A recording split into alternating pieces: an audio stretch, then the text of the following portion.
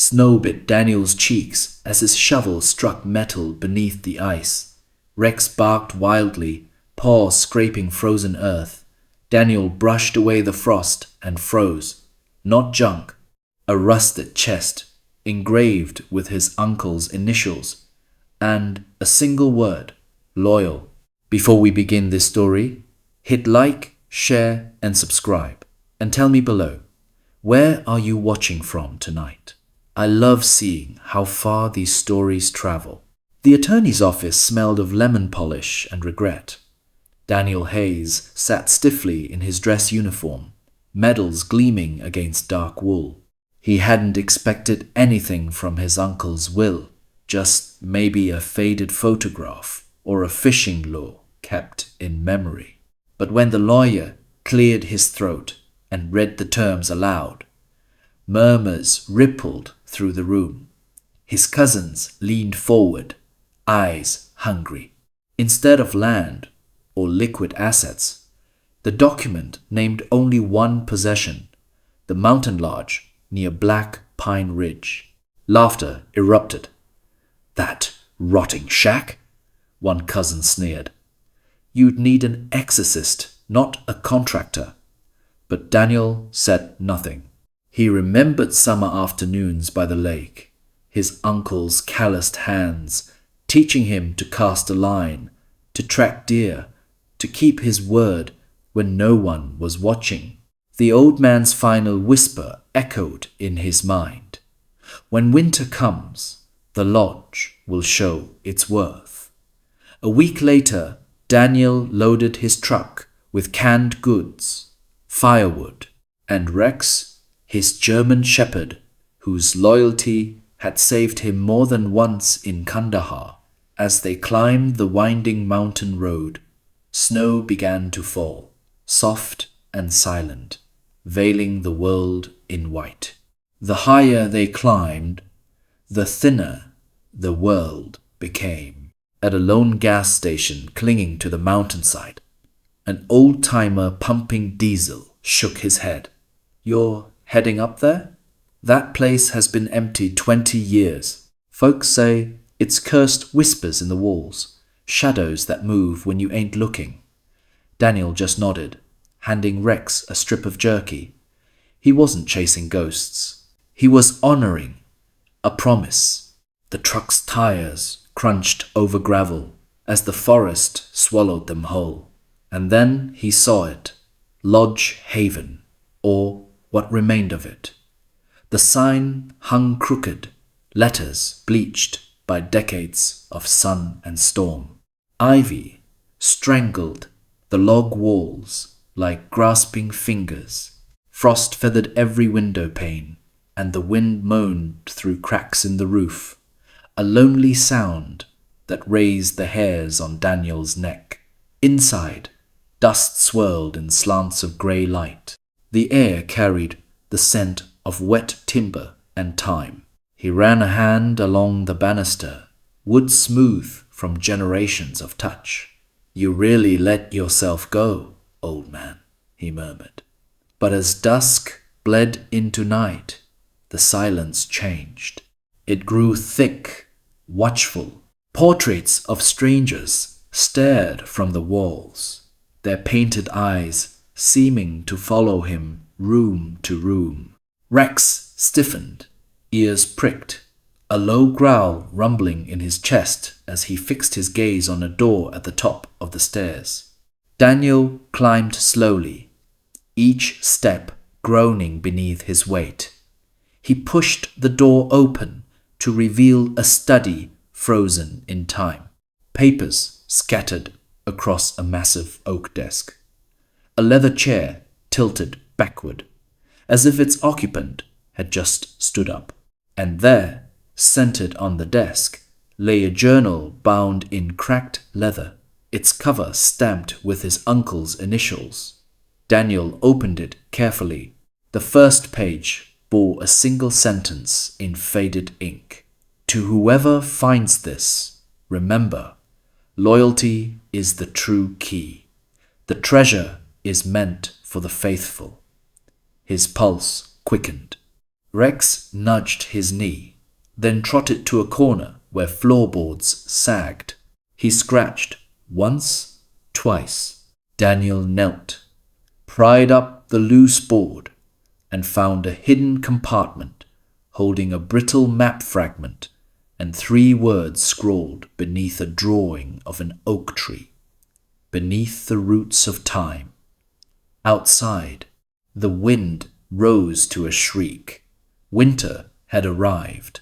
The blizzard hit with fury, shaking the lodge's bones. Snow hurled itself against the windows like desperate hands. Daniel stoked the fire, its orange glow dancing across the journal's cryptic pages. Rex suddenly bolted upright, barking sharp and urgent. Before Daniel could react, the dog shot toward the front door, scratching wildly at the wood. "Rex! No, it's a whiteout!" But the shepherd was already gone, vanishing into the swirling night. Cursing, Daniel grabbed a lantern and plunged after him. Snow swallowed his boots to the knees. Through the blinding whirl, he spotted Rex digging frantically near a collapsed shed, half buried in ice. Daniel joined him, shovel biting into frozen earth, until clang a solid impact. He brushed away snow and ice, revealing a small iron chest, its surface etched with a wolf's silhouette and his uncle's initials. The lock was rusted shut, but the engraving beneath it made his breath catch. "For the loyal." Dawn broke silent and blinding. Daniel stepped onto the porch, squinting against the sun glare on fresh snow, then froze. Tire tracks cut deep through the pristine white, leading from the tree line to the shed and back again. Someone had been there in the night. Rex growled, low in his throat, staring into the woods. Moments later, an engine rumbled in the distance. A black SUV crested the ridge, sliding to a stop at the property's edge.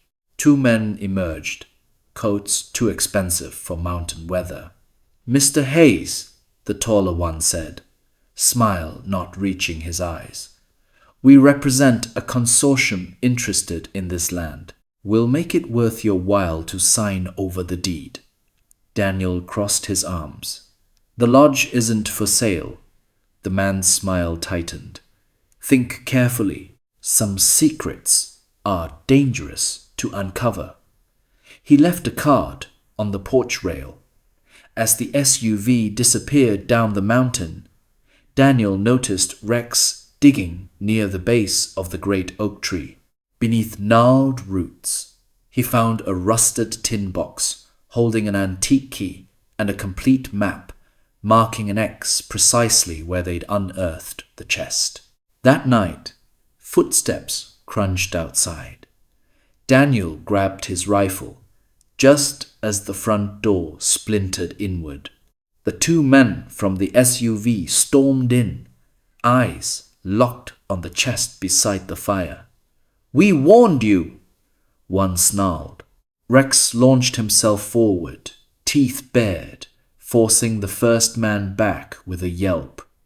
The second lunged for the chest, but slipped on melted snow, crashing into a bookshelf. In the chaos, the key flew from Daniel's pocket, skittering across the floor. Rex darted, snatched it gently in his jaws, and dropped it at Daniel's feet. "Good boy," Daniel breathed. He jammed the key into the lock. It turned with a heavy click. The lid lifted.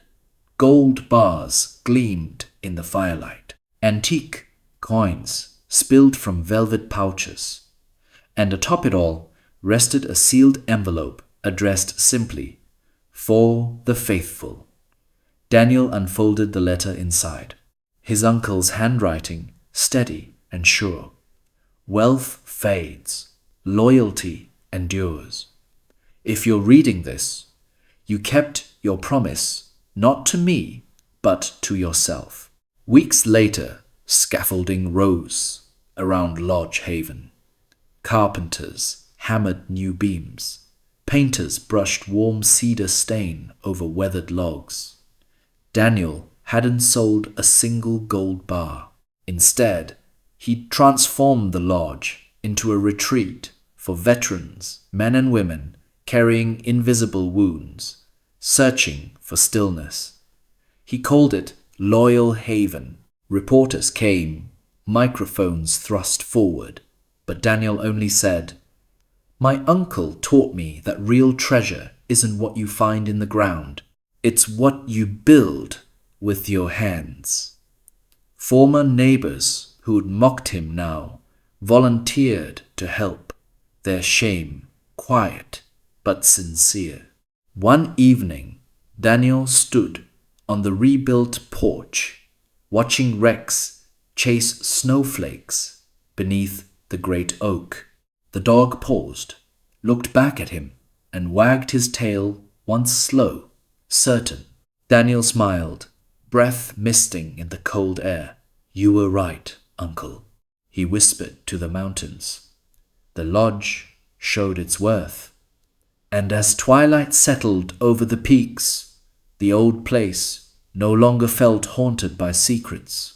It hummed with life, with laughter echoing through halls once silent, with the quiet certainty that some promises, like loyalty, never truly fade.